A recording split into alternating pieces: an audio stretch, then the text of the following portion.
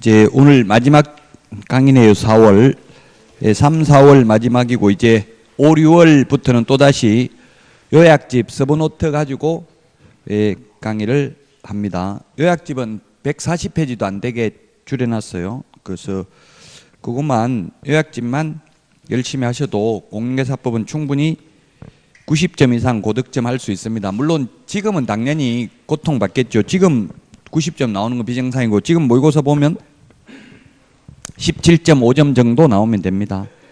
계속 이제 고통받으면서 조금씩 시납으로 점수가 올라가야 되지. 지금 전 과목 만약 첫 모의고사를 봐서 60점 이상 다 나오면 굉장히 위험합니다. 그 페이스를 시험 볼 때까지 유지하기가 어렵습니다. 그래서 너무 조급하게 생각하지 마시고 아직도 6개월입니다. 굉장히 많이 남았습니다. 그래서 이때까지 너무 열심히 하신 분들은 이제 지칠 때가 됐죠.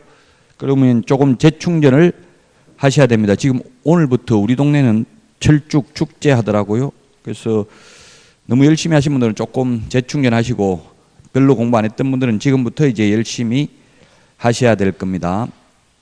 자, 오늘 그 434페이지 주택임대차 보호법 할 차례죠.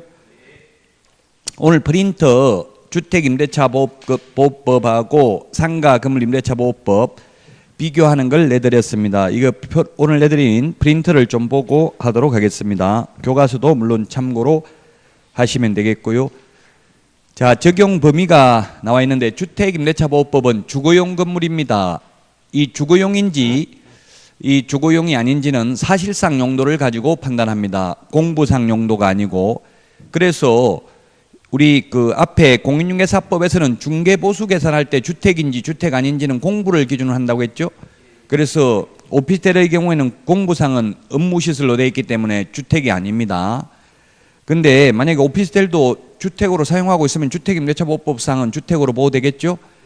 그 다음에 또 그 아파트 단지 내에 그 1층에 가정어린이집이 있습니다. 이 가정어린이집은 주택으로 사용 안 하니까 주택이 아니고요. 그리고 또 상가로도 사용 안 하면 상가도 사업자 등록이 대상이 아니니까 상가도 아닙니다. 그러면 이런 것들은 민법 임대차를 적용받는다고 봐야 됩니다. 그래서 사실상 용도를 기준으로 한다. 상가인 경우에는 사업자 등록의 대상이 되는 상가 건물로서 대통령령이 정하는 보증금 이하 임대차의 경우에만 원칙적으로 적용됩니다. 대통령령으로 정하는 보증금이 그 밑에 나와 있잖아요. 서울은 9억, 환산보증금이 9억, 과밀억제권역은 6억 9천, 그 다음에 광역시는 5억 4천, 기타 지역 3억 7천으로 2019년 4월 2일 날 이번 달에 바뀌었죠? 이 숫자가 이번 달에 바뀌어가지고 우리 교과서 내용도 수정을 하셔야 됩니다. 이번에 바뀌었으니까 꼭 기억을 해야 되겠고요.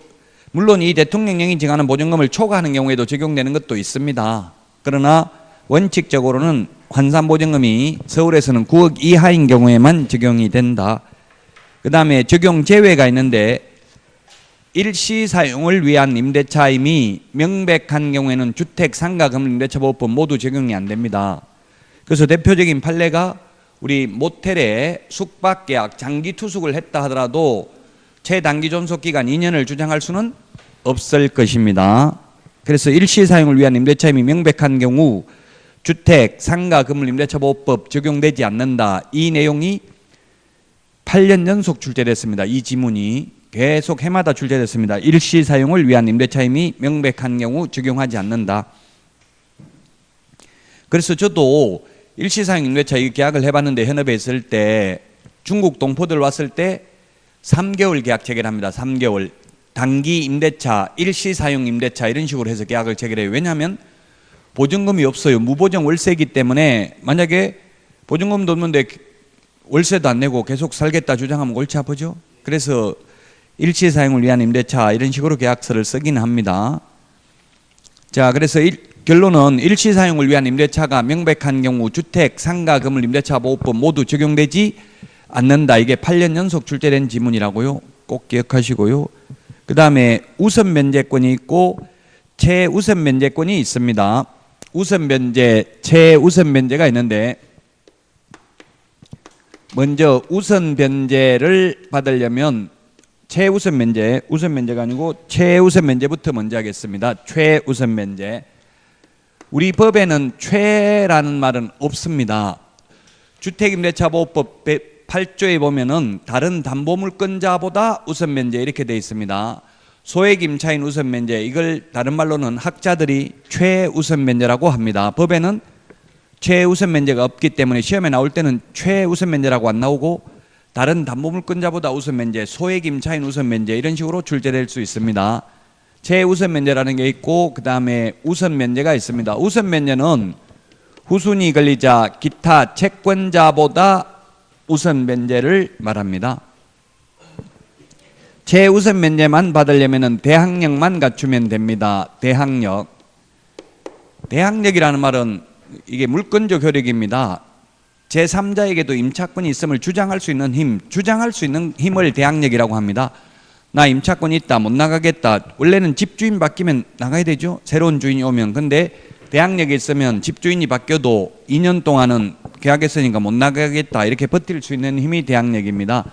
그 대항력은 언제 생기냐 하면은 이사를 하고, 이사하는 걸 인도죠. 그 다음에 전입신고하는 걸 주민등록이라고 하죠. 주민등록을 하고 나면 그 다음 날 오전 0시에 대항력이 생깁니다.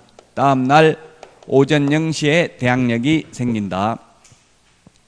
최우선 면제 받으려면 대항력에다가 확정일자까지 받아야 됩니다. 인도, 주민등록에다가 확정일자까지 받으면 후순위보다 전액을 우선해서 변제받습니다. 요거는 당일날 우선면제 효력이 생깁니다.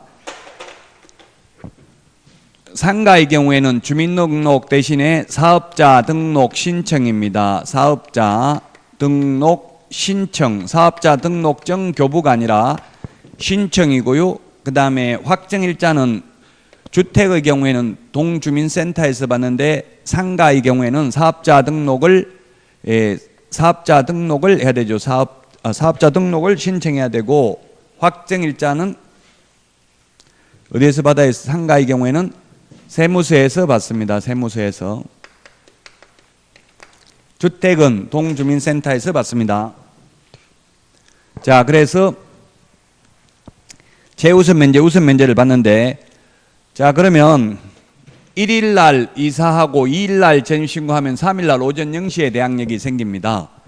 자, 그 다음에 1일날 이사하고 2일날 전입신고하고 3일날 확정일자 받으면 3일날 우선면제 효력이 생깁니다. 만약에 그래서 건저당도 3일이라면 이 건저당권자와 확정일자부 임차권자 중에서 경매 넘어갔을 경우 누가 먼저 배당받아요?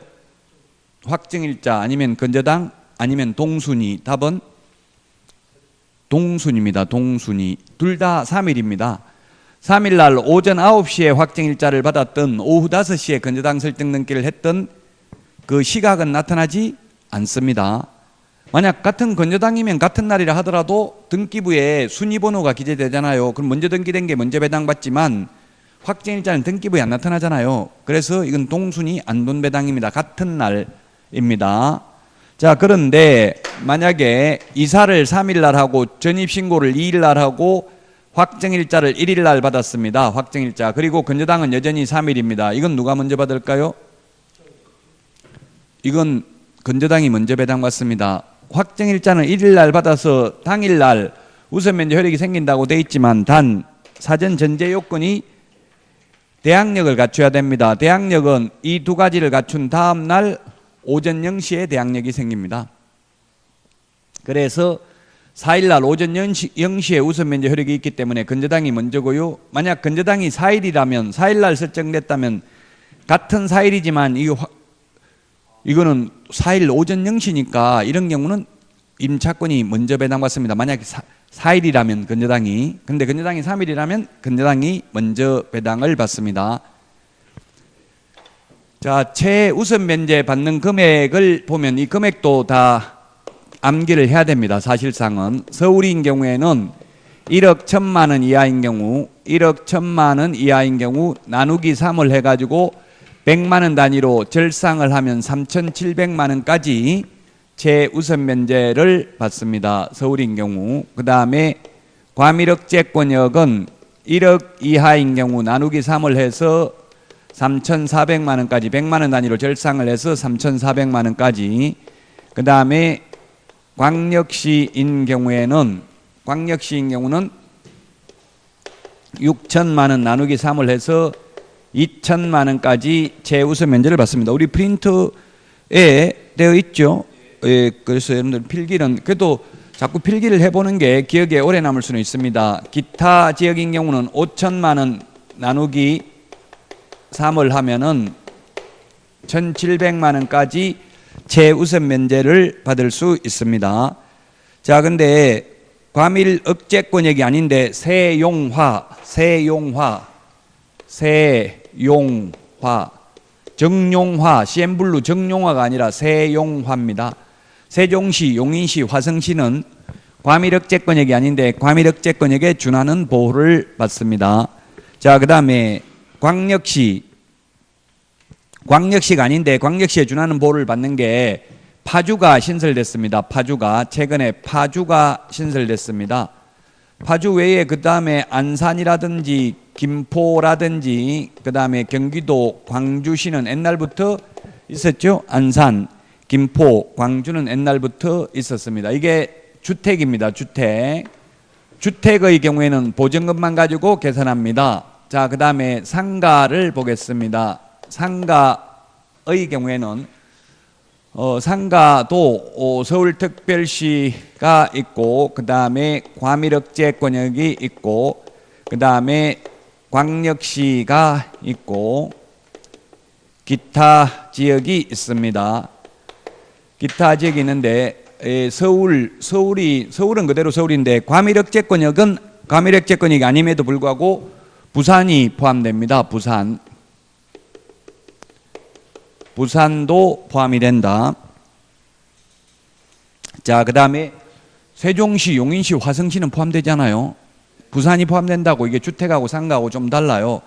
그 다음에 광역시에는 광역시 아님에도 불구하고 광역시에 준하는 보호를 받는 게 뭐가 있느냐면 세종시,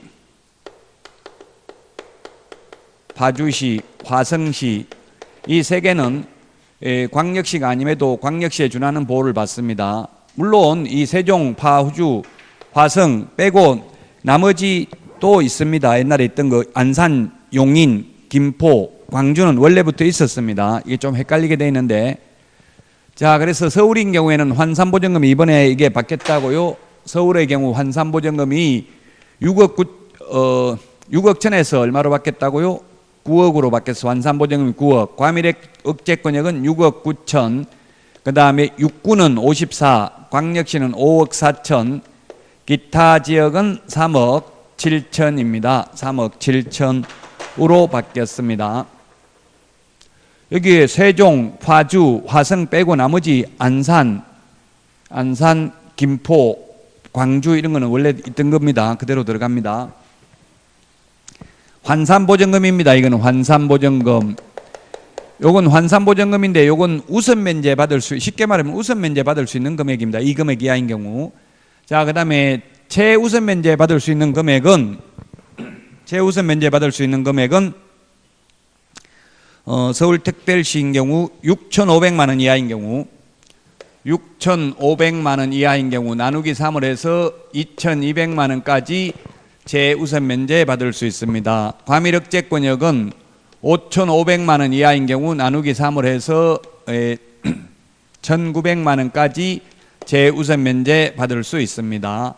그 다음에 광역시인 경우에 3,800만 원 나누기 3을 해서 1,300만 원까지 최우선 면제 받을 수 있습니다. 기타 지역은 3천만 원 이하인 경우에 나누기 3을 해서 1,000만 원까지 최우선 면제 받을 수 있습니다.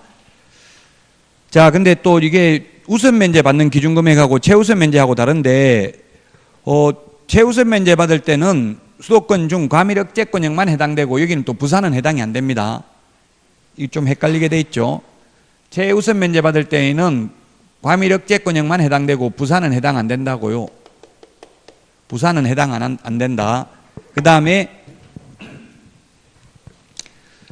거기에 광역시에도 보면 안산, 용인, 김포, 광주만 들어가고요. 어디가 안 들어가요? 세종, 파주, 화성은 최우선 면제 받는 데는 또 들어가지 않습니다. 광역시에. 헷갈리죠? 세종, 파주, 화성은 세종, 파주, 화성은 여기 우선 면제 받을 때는 5억 4천인데 최우선 면제 받을 때는 세종, 파주, 화성 이건 여기에 들어가지 않는다고요. 어디에 들어가요? 그럼 기타 지역에 들어간다는 이야기죠. 좀 헷갈릴 수 있어요. 이게 표를 보면 알 수가 있을 겁니다. 자, 그 다음에 기타 지역은 3천만 원 이하인 경우 1,000만 원인데, 자 그러면 이걸 문제를 여러분들이 이 숫자는 뭐 암기하는 건 나중에 현업에 나가면 그 책상에 유리 밑에다 넣어놓고 보면 되는데 이걸 해석할 줄은 알아야 되겠죠. 자 그러면 주택의 경우는 뭐 거의 다 잘 압니다. 주택의 경우 이제 상가를 좀 헷갈려 하시는데, 자 상가 문제를 내보겠습니다. 상가고 광역시에 있습니다. 광역시 상가 광역시 하면 너무 어려우니까 서울을 그냥 일단 볼까요? 서울에 첫 번째 보증금이 6,500만 원, 보증금이 6,500만 원, 월세가 100만 원입니다. 월세가 100만 원. 이 경우에 경매 넘어갔을 때 최우선 면제 얼마 받습니까? 최우선 면제 한 푼도 못 받습니다.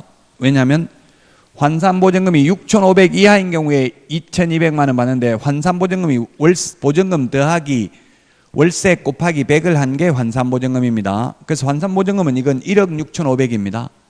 월세 곱하기 100을 하기 때문에. 그래서 최우선 면제 한 푼도 못 받습니다. 그러면 반대로 보증금이 500이고 월세가 60만 원입니다. 그러면 월세 곱하기 100을 하면 6천만 원이죠. 그 다음에 6,500이잖아 환산보증금이. 이런 경우에 최우선 면제 얼마 받아요? 그럼 환산보증금은 6,500이라고 이걸 서울입니다. 얼마 받는다? 최우선 면제 500만 원만 받습니다. 왜냐하면 내가 내놓은 보증금이 500밖에 없는데 내놓은 보증금보다 더 많게 최우선 면제 받을 수는 없죠. 그래서 최우선 면제 받는 이 금액은 보증금 한도 내에서 받습니다. 기준이 되는 금액은 환산보증금입니다. 기준이 되는 금액은 환산보증금이다. 자, 이게 좀 어려울 수 있습니다.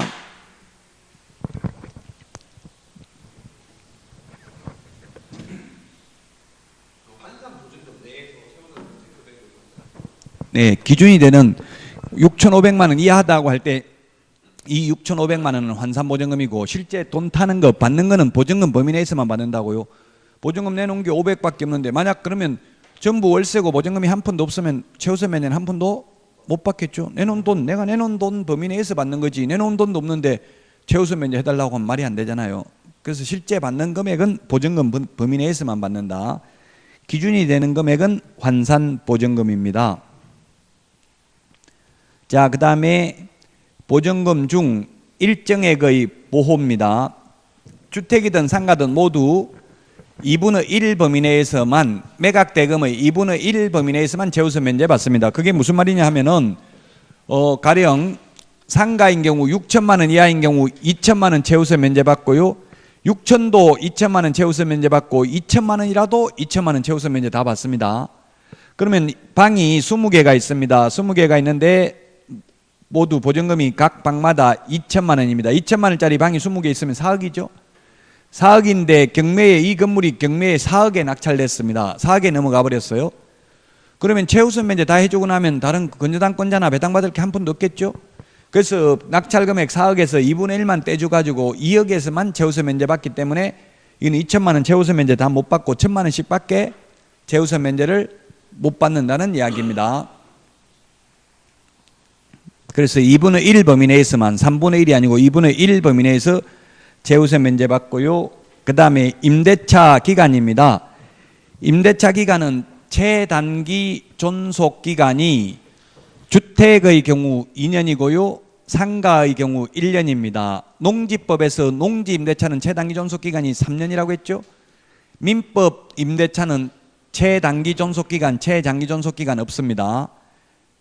지금 주택도 최장기는 없어요. 뭐 주택, 상가, 농지 전부 최장기는 민법 규정을 따릅니다. 최장기는 규정이 없고요. 그 다음에 지상권 최단기는 경관 건물 30년, 목조 건물 15년, 공작물 5년입니다. 최장기는 없습니다. 지상권. 전세권, 건물 전세권 최단기는 1년입니다. 최장기는 10년입니다. 건물 전세권. 그래서 최단기 존속기간 시험에 우리 중개 실무에도 출제됐습니다. 민법은 최단기, 최장기 존속기간 모두 없다는 것. 그 다음에 법정갱신, 묵시적 갱신인데요. 주택이나 상가 모두 법정갱신이 인정됩니다. 주택의 경우에는 법정갱신, 묵시적갱신. 자, 그래서 주택의 경우, 집주인의 경우 임대차 기간 만료 6개월 전부터 1개월 전까지, 즉 5개월 동안 세입자 보고 나가라고 해야만 되고 아무 말 안 하고 있으면 묵시적 갱신 자동 연장되기 때문에 또 2년 보장해 줘야 됩니다. 주인의 경우. 세입자의 경우에는, 임차인의 경우는 임대차 기간 만료 1개월 전까지만 주인한테 나간다고 하면 되죠. 한 달 전까지만 이야기하면 됩니다. 아무 말 안 하면 묵시적 갱신이 됩니다. 주택은 묵시적 갱신이 되면 임차인은 언제든지 나간다고 할 수 있습니다. 임차인이 나간다고 하면 3개월 지나면 효력이 발생하죠. 임대인은 세입자 못 내보냅니다. 또 2년 보장해 줘야 됩니다.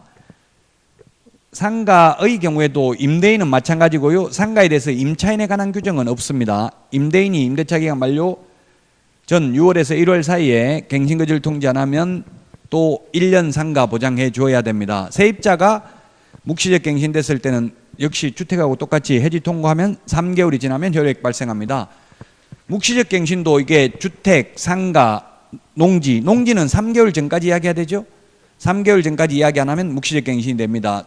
민법 임대차는 임대차 기간이 끝나도 주인이 아무 말 안 하고 계속 사용 수익하고 있고 임차인이 그러면 상당한 기간 내에 이의 제기하지 않는 경우 묵시적 갱신이 됩니다. 민법에서 묵시적 갱신이 됐을 경우에는 임대인이 해지 통고하면 6개월이 지나면, 임차인이 해지 통고하면 1개월이 지나면 효력이 발생하죠. 민법 임대차는.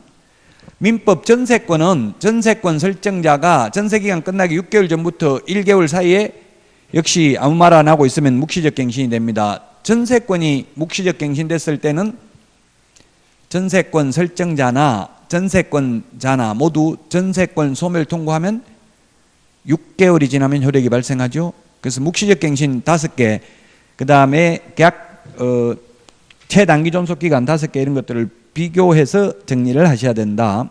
그 다음에 계약갱신 요구권은 지금 상가만 있습니다. 상가는 계약갱신 요구하면 10년까지 연장되죠.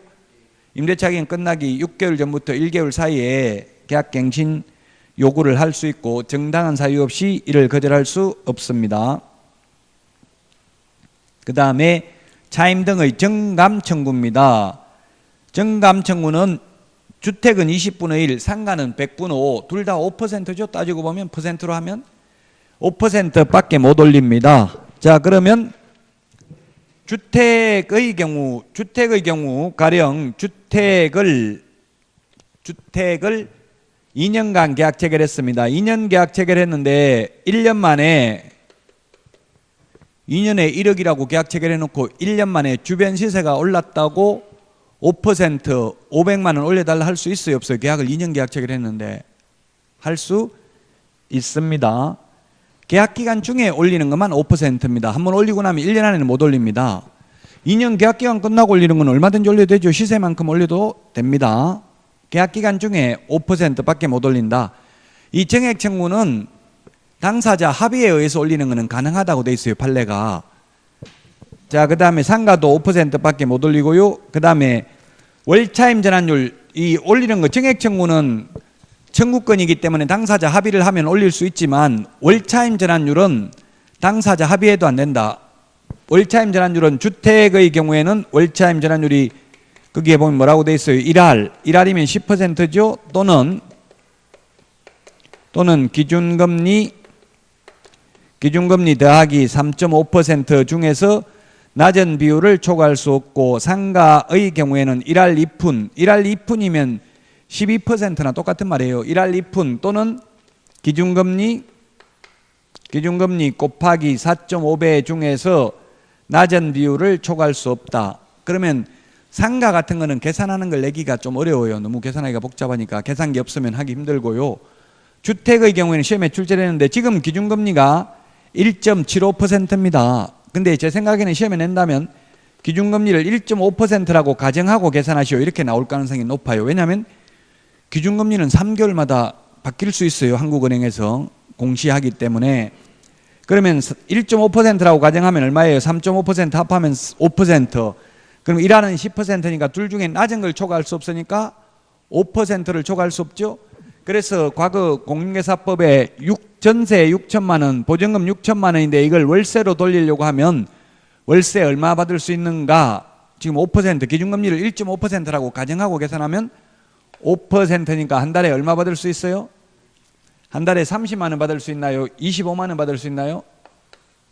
25만 원이죠. 5, 6, 30. 1년에 300만 원이니까 나누기 12달 하면 한 달에 25만 원을 초과해서 받을 수 없다. 기준금리를 1.5%라고 가정하고 계산했을 시 그렇다는 이야기입니다. 지금은 1.75%니까 물론 조금 더 받을 수는 있겠죠. 계산기 가지고 계산해보면 나올 겁니다.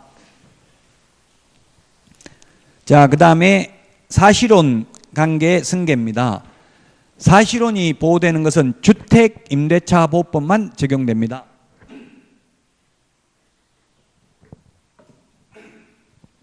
상가는 사실혼 보호되지 않습니다. 사실혼이 보호되는 건 우리 시험에 나오는 것은 주택임대차보호법밖에 없고요. 그 다음에 각종 연기금법상은 사실혼도 연금 받을 수 있습니다. 사실혼은 판례에 의하면 객관적으로는 혼인사실의 객체가 존재하고 주관적으로는 혼인의사의 합치가 있는 경우에 사실혼이 인정된다라고 했습니다. 그래서 사실 혼인신고만 안 하고 그냥 살고 있는 사람이 사실혼입니다. 자, 그러면 사실혼인 경우 주택의 경우에 만약에 임차인이 있고요. 이 임차인이 있고 임차인하고 사실혼 관계에 있는 배우자가 있는데 두 사람만 살다가 죽으면 100% 상속이 됩니다. 근데 2촌 이내의 상속인이 있는 경우 문제죠. 2촌 이내의 상속인이 한 집에서 가정공동생활을 같이 하고 있을 경우에는 상속인에게만 상속이 되고 사실혼 관계에 있는 자에게는 상속이 전혀 안 됩니다. 그래서 이게 노부모를 만약에 이 남자분 노부모를 모시고 있다면 노부모한테만 모두 상속이 됩니다. 근데 이 노부모는 요양원에 모시고 있고 부부 둘이만 살고 있다가 사망을 하면 2분의 1씩 공동으로 승계됩니다. 사실혼 배우자와 상속인이. 그래서 고려대학교 김형배 교수는 이게 대해서 신랄하게 비판을 하고 있습니다. 노부모를 모시면 한 푼도 상속이 안 되고 예를 들면 안 모시면 2분의 1이 상속된다고 하면 누가 모실 것인가 이렇게 비판을 하고 있지만 지금 현행법상은 어쩔 수가 없어요. 그래서 만약 여러분이 사실혼 관계의 배우자라면 어떻게 해야 되겠어요? 임차권 양도해라. 그러면 모실게. 이렇게 정지조건부 계약을 체결하면 되겠죠. 채권은 양도하고 채무자에게 통지하면 됩니다. 내용정모용으로 난 배우자한테 임차권 양도했다. 이렇게 통보만 해주면 됩니다. 자, 그런데 승계가 되는데 만약 2년 계약 체결했는데 임차인이 1년 만에 사망을 했다. 그러면 나머지 사실혼 관계에 있는 배우자는 1년 더 살 수 있습니다. 다만 임차인이 사망한 날로부터 1개월 이내에 반대 의사 표시를 한 경우에 그러하지 아니하다. 즉 한 달 안에 남편 죽었는데 무서워서 도저히 못 살겠다, 방 빼야 되겠다 주인한테 이야기하면 보증금 내줘야 된다는 이야기입니다. 사랑하는 사람 죽으면 무서워요, 안 무서워요? 엄청나게 무서워요. 저도 어머니가 몇 년 전에 돌아가셨는데 제가 모시고 있다 돌아가셨는데 엄청나게 무섭더라고요. 그 혼자 집에 있는 적이 있었어요. 안 그래도 무서워 죽겠는데 친구가 전화 와가지고 너 어머니 그 책상 식탁 밑에 계신다 이러더라고요. 얼마나 놀랬겠어요. 왜냐 물어보니까 지금 배가 고파서 저승에 못 가고 있다더라고요. 어떻게 해야 되냐 물으니까 2천만 원 내고 구달하더라고요. 가시려면. 돈이 없어 못하긴 했는데 어쨌든 무서워요. 그래서 도저히 이게서 무서워. 저도 방 뺄까 또 생각했어요. 너무 무서워서 이사를 갈까까지 생각했었어요. 근데 지금은 이제 괜찮더라고요. 자, 그래서 어쨌든 한 달 안에 주인한테 무서워서 못 살겠다, 이사 가야 되겠다 하면 보증금 내줘야 됩니다. 1개월이라는 거 우리 그 프린터 핵심 비교 정리 프린터 1개월에 보면은 정리가 되어 있죠. 우리 핵심 비교 정리 프린터 1개월 한번 찾아볼까요? 1개월이 45번에 15번에 있잖아. 15번 주택 임차권 승계 포기라고 나와 있죠. 그게 뭐냐면 사실혼 관계에 있는 배우자가 도저히 무서워서 여기 못 살겠다, 주인한테 한 달 안에 방 빼야 되겠다 이야기하면 된다 이 말입니다.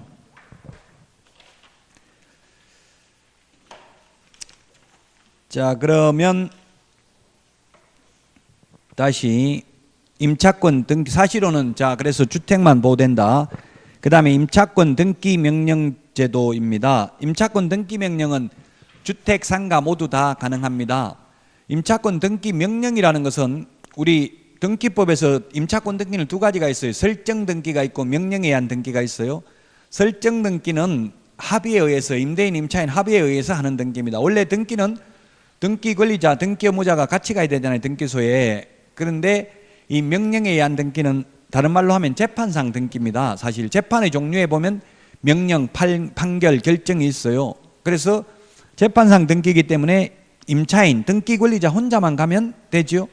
그 대신에 이 명령에 의한 등기를 하려면 반드시 임대차 기간이 끝나야 됩니다. 끝나도 주인이 보증금을 돌려주지 않는 경우에만 명령에 의한 등기를 할 수 있고, 명령에 의한 등기를 하게 되면 대항력과 우선 면제권을 취득하게 되고, 이미 취득하고 있던 사람은 존속하게 됩니다. 그대로 유지하게 됩니다. 그리고 그 임차권 등기 명령에 관련된 비용을 임대인에게 청구할 수 있습니다. 그리고 나중에 보증금 돌려받는 것과 임차권 등기 말소해 주는 것이 동시이행 관계에 있는 게 아니라 돈부터 보증금부터 돌려받고 등기를 말소해 주면 되죠. 선이행 관계에 있습니다. 동시이행이 아니고요. 자, 그래서 며칠 전에도 지금 제 친구가 중개업을 하는데 연락이 왔더라고. 이게 지금 역전세난이 있어가지고, 역전세라는 건 뭐예요? 2년 전에 들어올 때보다 지금 전세금이 더 내려간 걸 말하죠.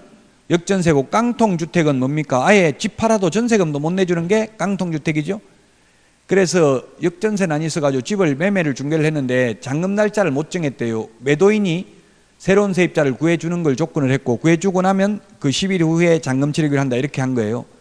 근데 지금 전세에 지금 살고 있는 사람 짐은 다 빼버리고 그냥 보따리만 하나 나눴대요. 왜냐하면 완전 다 빼버리면 대항력이 상실된다 생각하고. 근데 그렇게 하는 것보다 명령에 의한 등기를 해놓고 이사를 나가버렸다면 짐 다 빼버려도 대항력이 유지되겠죠.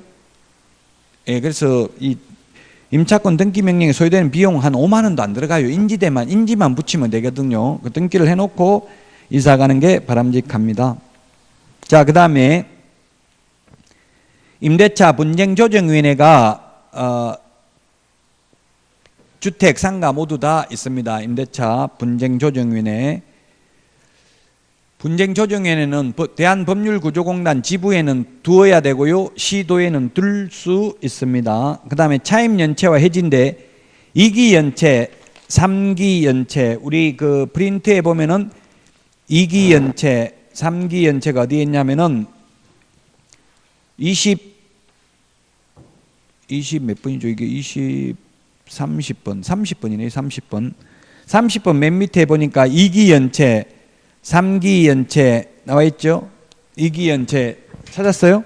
30번 맨 밑에 보면 있습니다. 30번 맨 밑에 보면 2기, 3기가 있는데, 여기에서 2기라는 것은 뭐냐면 2기의 차임액이기 때문에 2달 월세액에 해당하는 금액을 연체해야 돼. 가령 한 달 월세가 100만 원이면 200만 원이 연체된다 이 뜻이죠.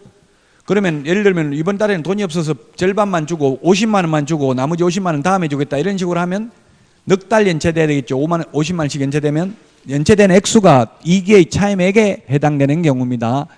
그래서 2기가 있고 3기가 있습니다. 3기, 2기, 3기 시험에 잘 나오는 숫자입니다. 2기의 차임액을 연체하면 민법 임대차 계약 해지할 수 있습니다. 민법 임대차 계약 해지 사유가 되고요. 그 다음에 주택 임대차 계약 해지 사유가 됩니다.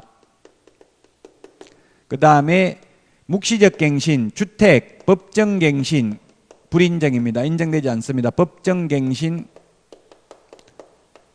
불인정, 인정되지 않는다.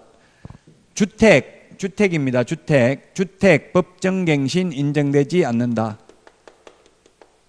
주택 묵시적 갱신이 있었잖아요. 임주인이 임대차 기간 만료 전 6월에서 1월 사이 갱신거절 통지 안 하면 묵시적 갱신되는데 2개의 차임액을 연체한 경우는 법정 갱신이 인정되지 않는다. 3개의 차임액을 연체한 경우에는 전부 상가와 관련되는 거죠. 상가 임대차